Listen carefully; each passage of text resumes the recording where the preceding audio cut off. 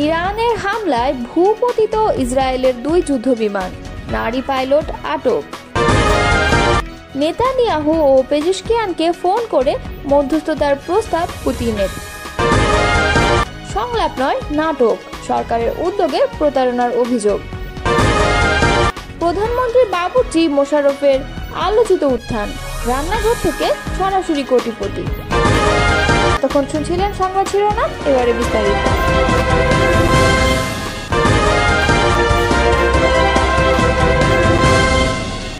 মধ্যপ্রাচ্যে চলমান উত্তেজনার মধ্যে ইরান ও ইসরায়েলের পাল্টাপাল্টি হামলায় নতুন মোড় নিয়েছে পরিস্থিতি। ইরানের হামলায় ইসরায়েলের 2টি যুদ্ধবিমান ভূপতিত হয়েছে বলে দাবি করেছে দেশটির আধা সরকারি সংবাদ সংস্থা মেহের নিউজ। তাসনিম নিউজের বরাতে জানা গেছে, ভূপতিত যুদ্ধবিমানগুলোর একটির নারী পাইলটকে আটক করা হয়েছে।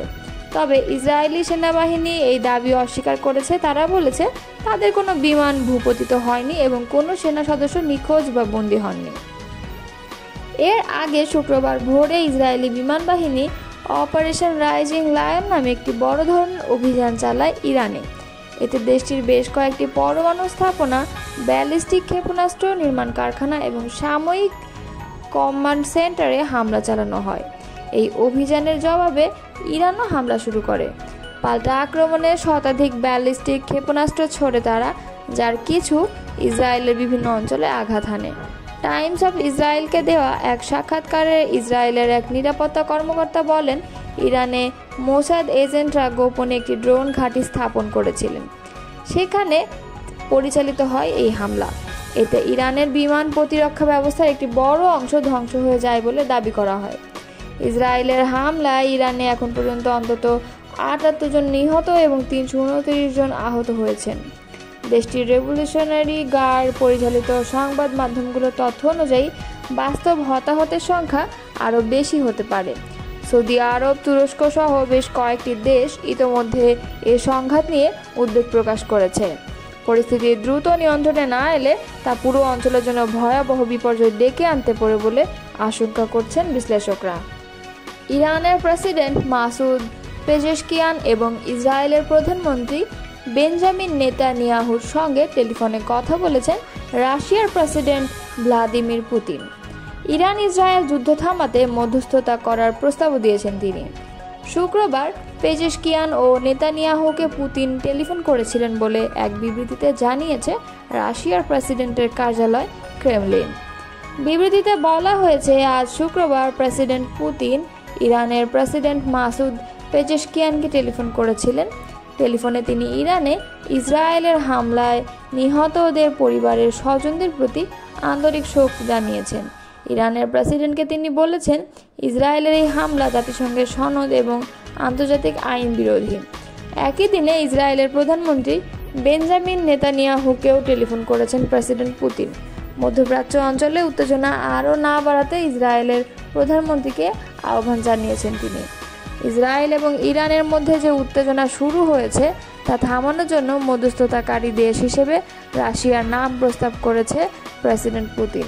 তিনি বলেন, পরমাণু প্রকল্প ও অন্যান্য যেসব ইস্যু নিয়ে দুই দেশের মধ্যে দ্বন্দ্ব চলছে সেসব আলোচনা ও কূটনৈতিক পন্থা সমাধান করা সম্ভব।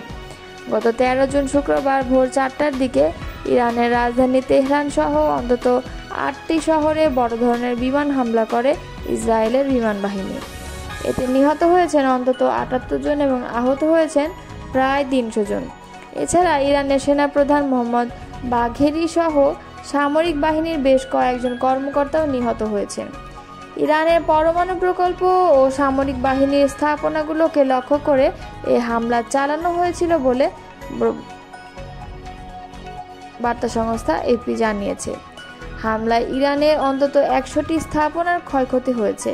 ইরানের প্রতিরক্ষা বাহিনী এর সামরিক অভিযানের নাম দিয়েছে দ্য রাইজিং লায়ন। অতর্কিত হামলার পর শুক্রবার রাতে ইসরায়েলকে লক্ষ্য করে অপারেশন ট্রু প্রমিস 3 সেনা অভিযান শুরু করে ইরান। এতে 1 জন নিহত এবং 41 জন আহত হয়েছেন। আহতদের মধ্যে 2 জনের অবস্থা আশঙ্কাজনক। ইরানের পরমাণু স্থাপনা ধ্বংসের ব্যাপারে ইসরায়েল দৃঢ় প্রতিজ্ঞ উল্লেখ করে সিএনএনকে বলেন, আমাদের হিসেব বলছে আগামীকাল 4 থেকে 5 দিনের মধ্যে আমরা ইরানের পরমাণু প্রকল্প সম্পূর্ণ ধ্বংস করে ফেলতে পারবো। মধ্যপ্রাচ্য ও বিশ্ববাসীর মঙ্গলের জন্য এটা আমাদের করতে হবে। অন্তর্বর্তী সরকারের প্রধান উপদেষ্টা অধ্যাপক ডক্টর মোহাম্মদ ইউনূস ও বিএনপির ভারপ্রাপ্ত চেয়ারম্যান তারেক রহমানের বৈঠককে গণ আকাঙ্ক্ষার পরিপন্থী বলে মন্তব্য করেছেন জাতীয় নাগরিক পার্টির মুখ্য সমন্বয়ক নাসির উদ্দিন পাটোয়ারি। তিনি বলেন, লন্ডনে বসে একটি রাজনৈতিক দলের সঙ্গে সরকারের বৈঠক দেশের মানুষের সঙ্গে প্রতারণা। শুক্রবার এক সংবাদ সম্মেলনে তিনি কথা বলেন। নাসির উদ্দিন পাটোয়ারি বলেন, শহীদদের রক্তের সঙ্গে বিশ্বাসঘাতকতা করে বিদেশে মিটিং বসানো কোনোভাবে গ্রহণযোগ্য নয়। দেশের ভবিষ্যৎ নির্ধারণ হবে দেশের জনগণের মধ্যে দিয়ে, বিদেশি আলোচনায় নয়। তিনি বলেন, 1990 সালের গণঅভ্যুত্থানের পর যে সামাজিক চুক্তির আশা ছিল তা বাস্তবায়িত হয়নি। ফলে দেশের ভবিষ্যৎ নিয়ে আজ যে অনিশ্চয়তা, তা থেকে উত্তরণের নতুন জাতীয় সমঝোতা প্রয়োজন। তিনি বলেন, সরকার যদি বিচার, সংস্কার ও সংবিধান প্রণয়নের ক্ষেত্রে ব্যর্থ হয় তাহলে এনসিপির দ্বিতীয় গণঅভ্যুত্থানের পথে যেতে বাধ্য হবে।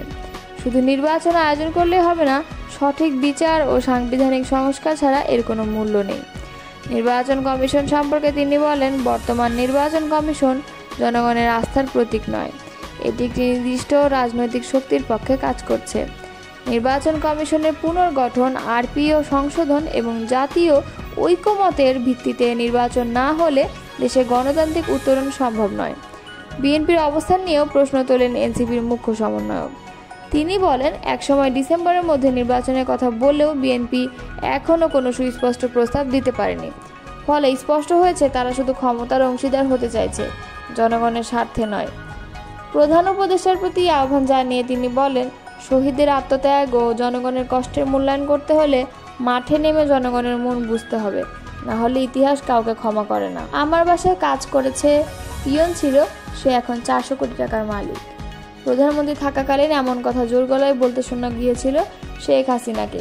দীর্ঘ 16 বছরের শাসনামলে হাসিনার ছোঁয়ায় ভাগ্য বদল হয়েছে এমন অনেকেরই, যাদের মধ্যে আছেন তার বাবুর্চি মোশাররফ শেখও। নিত্য নতুন রান্না করে ভোজন রসিক হাসিনার মন জয় করে ফোন দিয়ে আটতেন এই বাবুর্চি। নিজ এলাকা ফরিদপুরের সালথা উপজেলায় খাদাতেন প্রভাব। অথচ দিনমজুর বাবার সন্তান মোহাম্মদ মোশাররফ শেখ নিজের নামটি ঠিকমতো লিখতে পারেন না। বাবার সম্পত্তির ভাগ পেয়েছেন মাত্র 5% জমি। 30 বছর আগে এক হোটেলের বাবুর্চি হিসাবে কাজ শুরু করেন। এর মাত্র 2 বছর পর ভাগ্যক্রমে সাবেক প্রধানমন্ত্রী শেখ হাসিনার বাসার বাবুর্চির কাজ পান। এরপর মোশাররফের ভাগ্যের চাকা ঘুরতে থাকে। জানা যায় 1996 সালে শেখ হাসিনার বাসায় বাবুর্চি চাকরি পান মোশাররফ। তিনি এখন কয়েক কোটি টাকা সম্পদের মালিক। গ্রামে ও শহরে রয়েছে তার বাড়ি গাড়ি। অভিযোগ রয়েছে, আওয়ামী লীগ সরকারের আমলে নিজ গ্রামের প্রতিবেশী কৃষকের জমি দখল সহ সাধারণ মানুষকে নানাভাবে হয়রানি করেছে বাবুর্চি মোশাররফ। সালথার ভাওয়াল ইউনিয়নের বড় কামদিয়া গ্রামের কৃষক রহমান শেখের ছেলে মোশাররফ। তিনি 28 বছর হাসিনার বাসার বাবুর্চি ছিলেন। তবে 5 আগস্ট শেখ হাসিনা দেশ ছেড়ে পালিয়ে যাওয়ার পর গা ঢাকা দেন। সম্প্রতি তার বিরুদ্ধে জমি দখলের অভিযোগ দিয়েছে বড় কামদিয়া গ্রামের কৃষক মোহাম্মদ চান মিয়া ফকিরের ছেলে সাগর মিয়া। এরপর থেকে বেরিয়ে আসছে মোশাররফের নানা অপকর্ম, নিরীহ মানুষের উপর অত্যাচার, জুলুম ও সম্পদের তথ্য। চান মিয়া ফকিরের ভাতিজা সেন্টু ফকির বলেন, আমার চাচা একজন গরিব কৃষক। তার 42% জমি দখল করে পাকা ঘর নির্মাণ করেন মোশাররফ। ওই ঘরের চালের উপর একটি নৌকা তৈরি করে টানিয়ে রাখেন। তখন আমরা পুলিশ প্রশাসনের কাছে গিয়েও কোনো সমাধান পাইনি। জমি দখল নিয়ে মুখ খুললেই আমাদের মারধর করে এবং মামলা দিয়ে এলাকা ছাড়া করতেন মোশাররফ। হাসিনার বাবুর্চি হওয়ায় প্রভাব খাটিয়ে পুরো কামদিয়ায় সাধারণ মানুষের উপর জুলুম নির্যাতন চালিয়েছেন তিনি। সালথা থানার ভারপ্রাপ্ত কর্মকর্তা মোহাম্মদ আতাউর রহমান বলেন, জমি দখলের বিষয় নিয়ে মোশাররফের বিরুদ্ধে একটি অভিযোগ পেয়েছি, তদন্ত করে আইনগত ব্যবস্থা নেওয়া।